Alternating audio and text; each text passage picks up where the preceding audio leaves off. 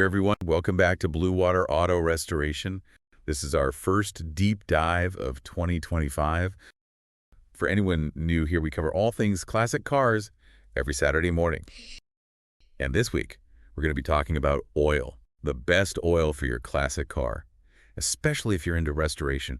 It's a pretty hot topic, actually. Lots of opinions out there, and probably some myths we need to bust. Yeah, definitely some myths floating around out there. Like, you know the thing about synthetic oil being bad for older engines? Oh, yeah. I've heard that one, too. Where do you think that comes from? Well, it's not totally made up. You see some of those early synthetic oils, the ones with esters in them, they could react with the seals in older engines, cause swelling and leaks.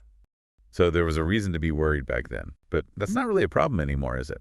With the newer oils, I mean... Not really. The technology's come a long way. All the new synthetic oils, they go through tons of testing, have to meet all these standards, Right. like the API, the American Petroleum Institute, and the ILSIC. That's for North America. They make sure the oils are good to go, with all sorts of seals. So when I see those letters, I know it's been tested and proved. Exactly. Plus, there's even more specific standards, like from the car makers themselves. Like GM has their Dexos thing, and Sure. You want to know something really interesting? Lay it on me. Porsche. They've been using Mobil 1 synthetic in all their cars since 1996. Even the classics, even the ones that need thicker oil, like 5W50 or 15W50. If a brand like Porsche, known for pushing their engines hard, trusts synthetic in their classics, that's saying something. But what about that other thing I've heard, that synthetic oil cleans so well it can cause leaks by dislodging gunk and sludge? Well, it is true. Synthetics usually have more detergents, more dispersants. They definitely keep things cleaner. But a clean engine is good. You really don't want that sludge building up. Really? Why is sludge so bad? Think of it like this. Sludge is like cholesterol, clogging up your arteries. It stops the oil from flowing properly. And that's bad because... Oil keeps things cool and lubricated. If it can't flow, you get overheating. And maybe even engine failure. So sludge isn't some sort of thiel. It's a real problem. Exactly. If you have a leak, you have a mechanical issue. Yeah. Don't try to fix it with sludge. Makes sense. Okay, so now for a question I get all the time. My engine's getting up there in age. It's burning more oil.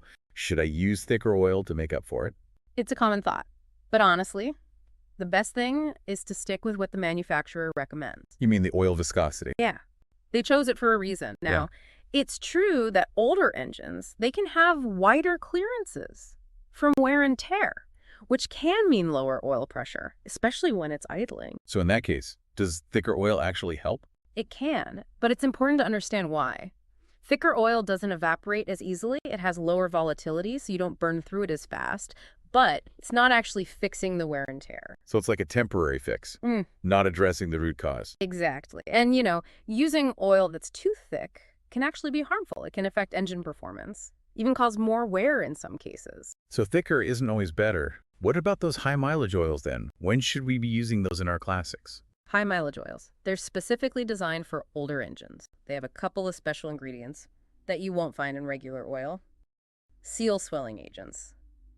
And a heavier base oil. You start with the seal swelling agents. What do? Over time, rubber seals get hard, they shrink and lose their flexibility. These seal swelling agents, they're like a conditioner. They help bring those old seals back to life so they can keep doing their job. So it's not a magic fix, Yeah, but it helps with age-related wear. exactly. And then there's the heavier base oil. Remember how we talked about thicker oil evaporating less? Well, the base oil and high mileage oil is a little bit thicker too, so it burns off slower. So it's like a two-pronged attack to fight leaks and oil consumption.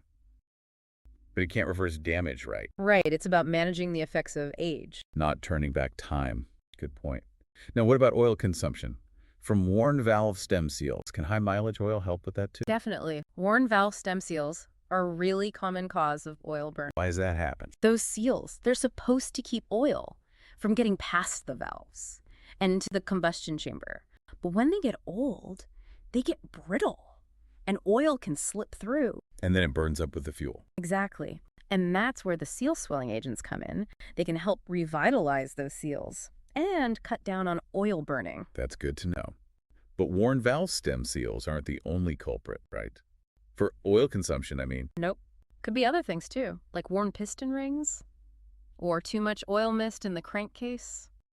So it's always a good idea to get a mechanic's opinion before jumping to conclusions. Absolutely. A proper diagnosis is key to make sure you're fixing the right problem. You know, it's funny you mentioned Porsche earlier. Oh yeah, why is that? It's not just about compatibility. You know them using synthetic in their classics. What do you mean? There are actual performance advantages. Really? Tell me more. Okay, so modern synthetic oils, they have a lot of advantages, especially for classic cars that might sit for a while. One big thing is the molecular structure. Synthetics are engineered at a molecular level to be more uniform. As opposed to? Conventional oils, they're refined from crude oil, so they're not as consistent. This means synthetics have better viscosity stability. Viscosity stability. Remind me what that is again? Basically, the oil keeps its protective properties over a wider range of temperatures. It doesn't matter if it's hot or cold. Exactly. Hot summer day, cold winter morning. The oil stays the same. The viscosity, I mean, its thickness. So no more sluggish cold starts. Right. Or worrying about the oil thinning out when the engine gets hot. Makes sense, especially for a car that sits a lot, goes through those temperature swings. Exactly. And there's more. Synthetics are also better at resisting oxidation and thermal breakdown. Hold on, break those down for me. Okay, so oxidation is like rust, but for oil. It happens when oil is exposed to oxygen at high temperatures, and it forms sludge and deposits. Thermal breakdown, that's when the oil structure breaks down from being hot for too long. So basically, synthetic oil doesn't turn to gunk as easily. Right. And it holds up better under heat.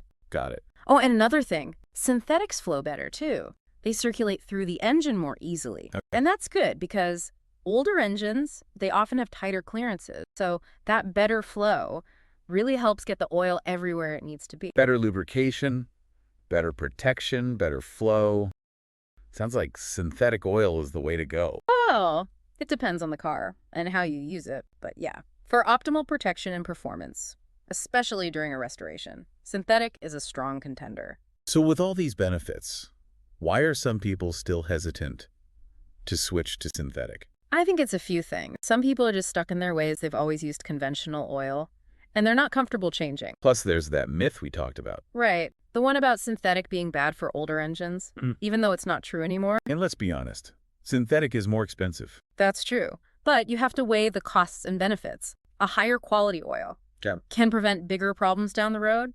It's an investment. An investment in your classic. Exactly. And there's so many different oils out there. It's important to do your research, find the right one for your car, and how you drive it. Talk to a mechanic, too. Someone who knows classic cars. Good advice. Now, earlier we were talking about high mileage oils. For older engines, do you think it makes sense to use them in a freshly restored engine, like as a preventative measure? That's an interesting question. I mean, the seal conditioners in high mileage oil, they could help new seals too, in theory, but I wouldn't recommend it. Really? Why not? Those conditioners, they're designed for old seals, hardened, shrunken seals. Using them on brand new seals probably won't do much. And it could even mess with them. It's like taking medicine you don't need. Might not hurt, but probably won't help either. So stick with regular oil for a new engine and switch to high mileage later on. Yeah, when the seals start to show their age. Makes sense. You know, This has been a really informative deep dive. I feel like I know so much more about oil now. glad to hear it. That's the goal. Speaking of knowledge, we've been talking a lot about engine oil. What about transmissions? Do they need different oil? Great question. Transmissions definitely have their own needs. And some classic cars, they actually share oil between the engine and transmission. Seriously, Yep. sounds risky. It might seem that way, but some older cars were designed like that. It's a fascinating topic, actually. But we're running out of time today. Oh, man. Guess we'll have to say that for another deep dive. We'll put it on the list. All right, well, let's do a quick recap of what we learned today about choosing the right oil for your classic car restoration. Okay, so we're back. And I have to say, I've learned a lot today about oil for classic cars. It's a big topic, but I think we covered the essentials. Definitely. So let's do a quick recap. For our listeners, first things first, modern synthetic oil. It's not bad for classic car engines. In fact, it can actually be better than conventional oil. Yeah. No more myths about that. Synthetics have earned their place. We also talked about sludge and how it's never good, no matter what kind of oil you use. It's like I said, a clean engine is a happy engine. And when it comes to oil thickness, we always start with the manufacturer's recommendation. Yeah. But as the engine gets older, sometimes you need a slightly thicker oil. Right, to keep that oil pressure up. But remember, that's more of a temporary fix. And if you're having problems with oil consumption Mm. or leaks, high mileage oil can be a good option. Yeah. Those seal swelling agents. Mm. And the heavier base oil that can really help an older engine. It's been a really informative deep dive. Glad you found it helpful. So to wrap things up, I have one question for you. After everything you've learned today, what kind of oil are you going to use for your next restoration project? Think about what we talked about, do some research, talk to a mechanic you trust, and choose wisely. Great advice. And that's all the time we have for today. Thanks for joining us for another deep dive into the world of classic car restoration. We'll be back next Saturday with more news and insights. Until then, happy motoring.